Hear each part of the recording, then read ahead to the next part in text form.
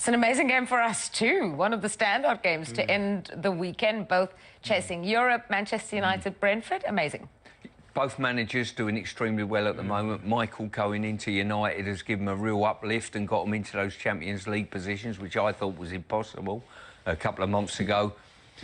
Keith Andrews, I voted yesterday the League Managers Association Manager of the Year for me, this fella. Yeah. Brentford sold all their goals last summer. They sold all the assists. And this fella coming in as a rookie manager and done the job he has, absolutely incredible. I hope we didn't get you into any trouble with making that announcement there, Stuart. That was just my personal vote. I'm not suggesting he's won the trophy. I'm saying that was my vote. Exclusives here on Team Talks.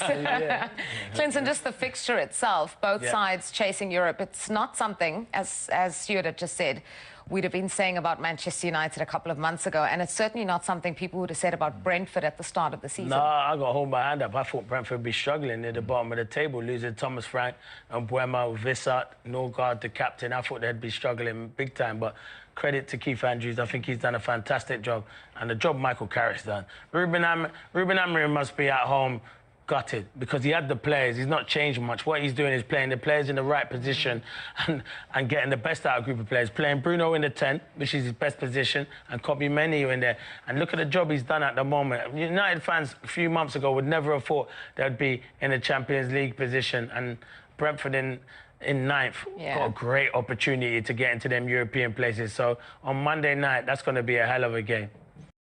Are you running Google Ads right now? If so, I think you're going to find this very interesting because you probably know that Google has made a ton of changes over the last 12 months. Yeah, it really is. Brentford 10 points behind Manchester United there. Let's talk about Man United, though, because they had to get back to winning ways against Chelsea. They had a little bit of struggles. Do we consider that to be just a blip, a wobble? What would you call it?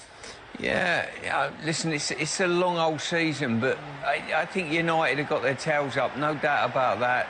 You know, they're flying at the moment. This goal was magnificent. Once again, the supply line of Fernandes, you know, he's been sensational. And I'm not just talking about recently when the uplift has come from United. I'm thinking the whole season when they really needed a focal point. You know, he has been that person. He cajoles players around him. I watch him play. We moan in football that there's not enough personality on a football pitch. He's got personality. Like him or loathe him, he's got personality and he affects the game. Yeah.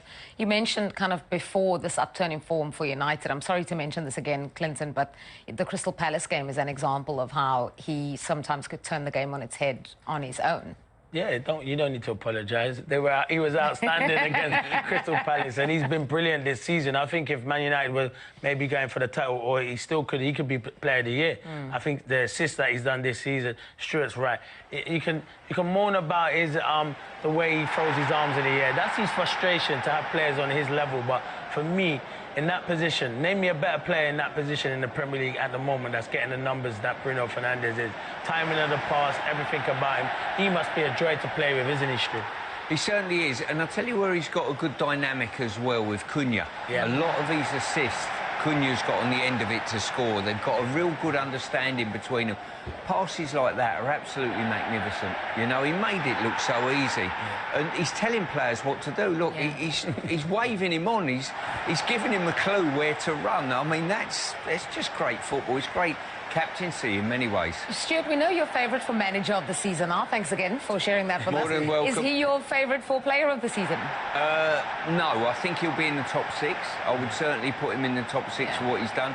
I think Szoboszlai, if you want some names, Szoboszlai at Liverpool's been outstanding. I mean, give it to us if you want to. I think 3 Arsenal players have been outstanding as well, in Raya, Gabriel and Rice.